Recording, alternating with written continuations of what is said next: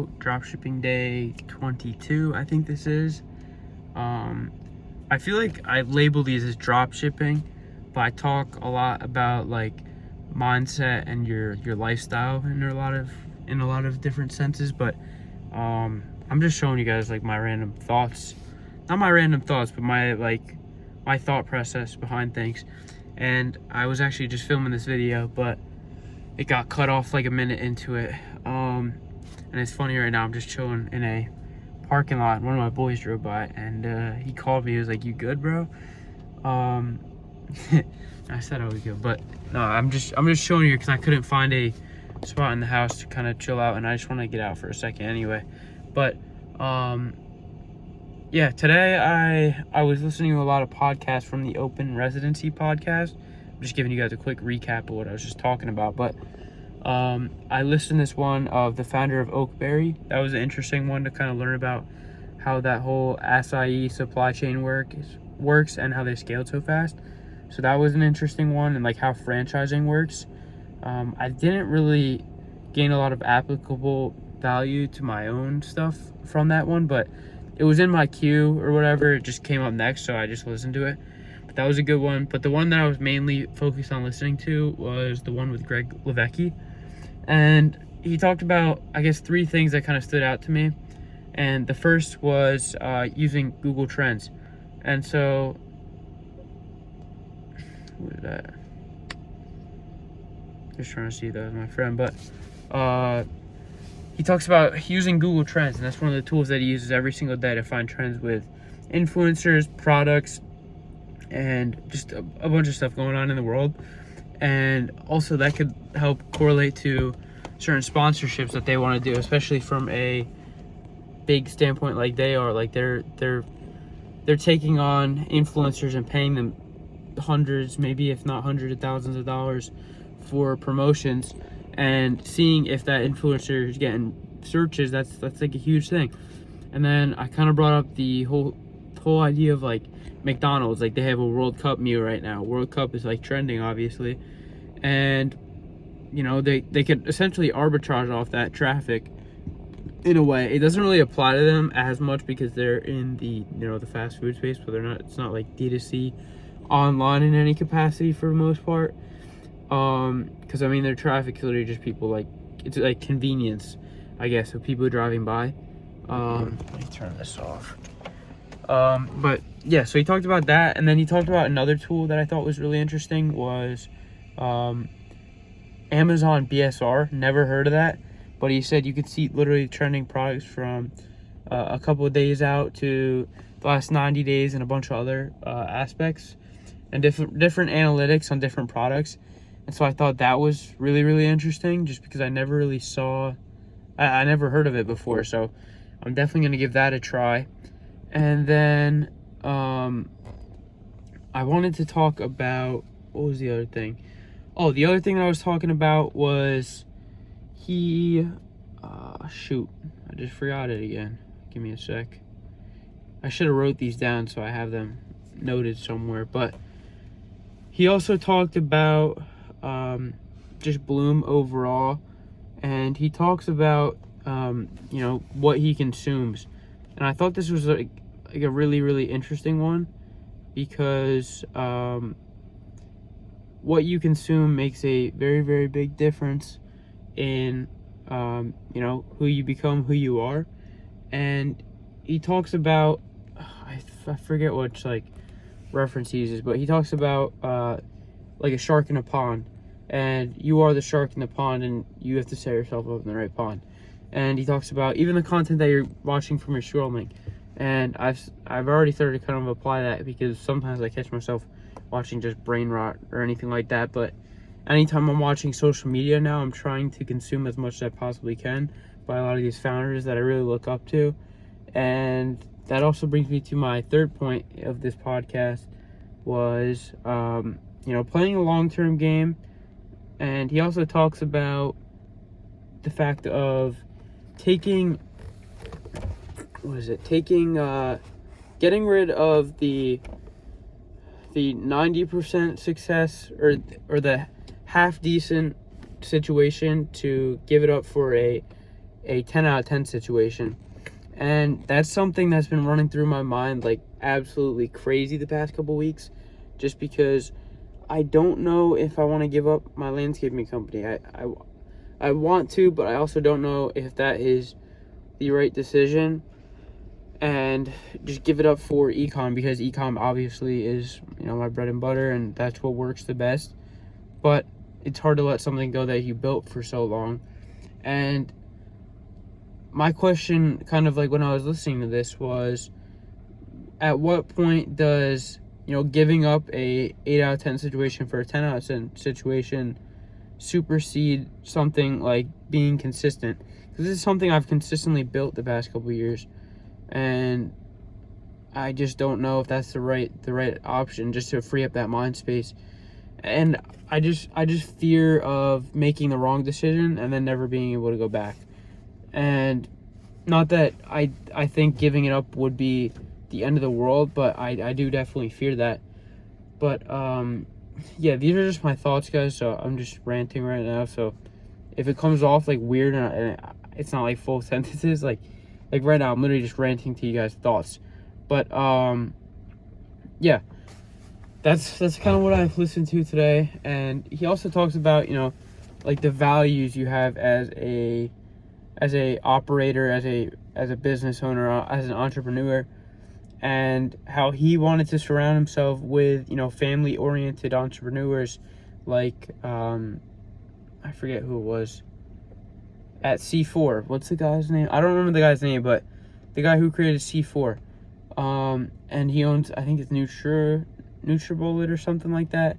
But anyway, that's his mentor that kind of helped to get him off the ground a lot further as he started to scale further and further, because he already had all the connections. But he talks about how he has family values. He's always in the office every day when he doesn't need to be. He sets time aside for his family. He has a well put together family, and it's not some broken mess. And I think that's something that people don't talk about a lot. But a lot of these people that are very, very successful, they kind of like lose touch with the reality. And a lot of them, do stupid things. They're doing all these drugs. They're partying. They just have a chaotic, messed up life.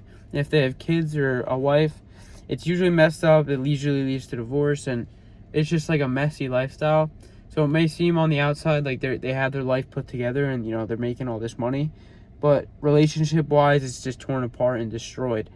And I know that's something that I definitely don't want. And that was cool to see how Greg kind of chose his mentor based off his life goals and his values, essentially.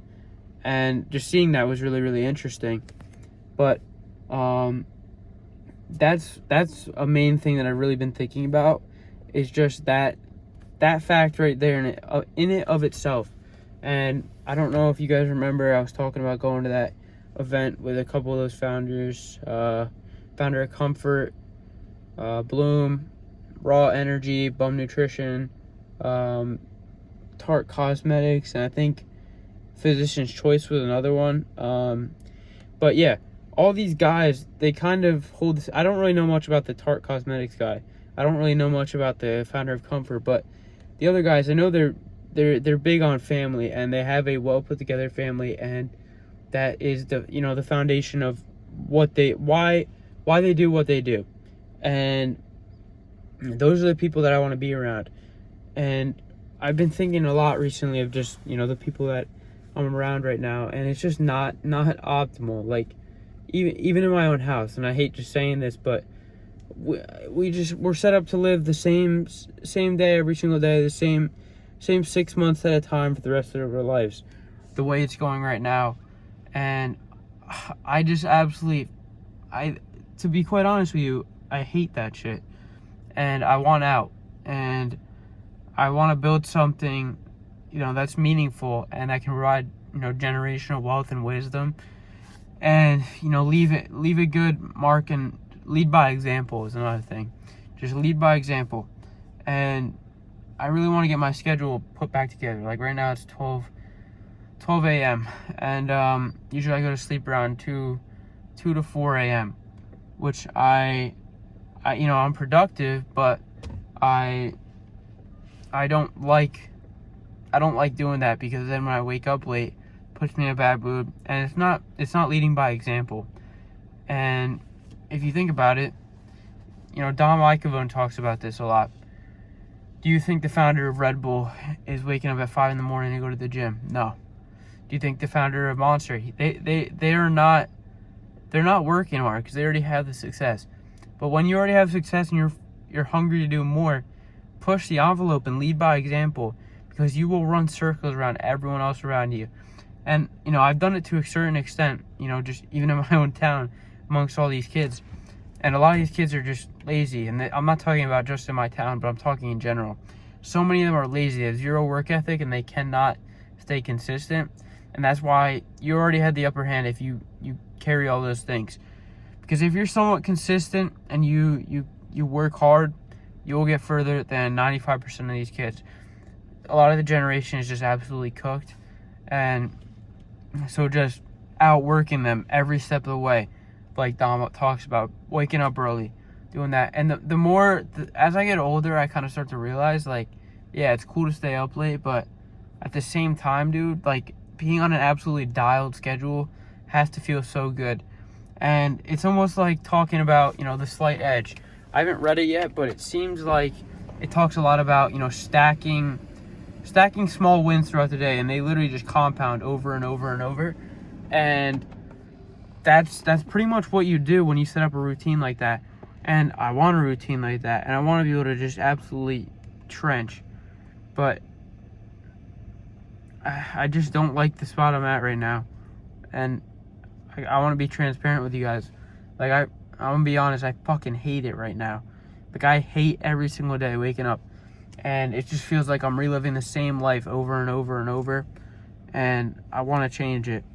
And I'm starting to think the best thing is to kind of let go of this landscaping stuff fully. Focus on what I want. And cut out all the noise. And not that I want to, drop day ones or anything like that, but literally just 6 months. 6 months brings me to Christmas. Just cut out absolutely everything. Don't do one thing that will take me away from my goals.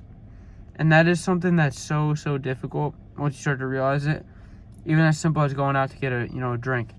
Not an alcoholic drink, because I'm not an alcoholic, by the way, but like an energy drink. Just stay in and stay focused. Order them to your house. And just lock in for 6 months, and you can genuinely turn your life around. And that's just where I want to be. But it's so hard to let go of something that you built for so long. And I fear that, they all talk about staying consistent, and I just do not want to let that go. Because I've been consistent for so long, and just letting go feels like